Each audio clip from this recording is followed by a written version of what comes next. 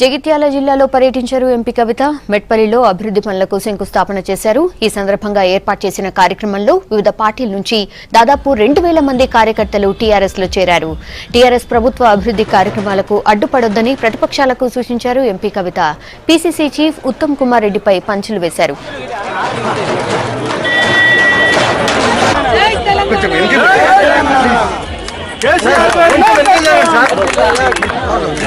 Okay sir.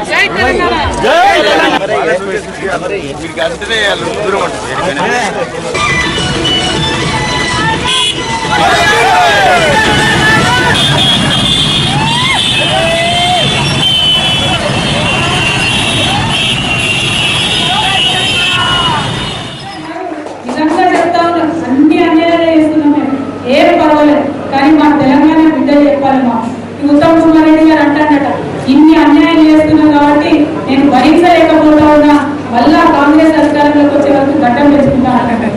నేను గడ్డం పెంచుకుంటే ఏంటి, తీసుకుంటే మాకే. తెలంగాణ కోసం చేసే పనులు మాత్రం అడ్డపడదు. అది ఒక్కటే మేము అడుగుతున్నాం తప్పితే నీ పర్సనల్ విషయాలు మాకు అవసరం లేదు. ప్రజల కోసం ఏం చేస్తారో చెప్పండి. ఎంతసేపు అధికారం కావాలి, ఓట్లు కావాలి, సీట్లు కావాలి, ఇది తప్పితే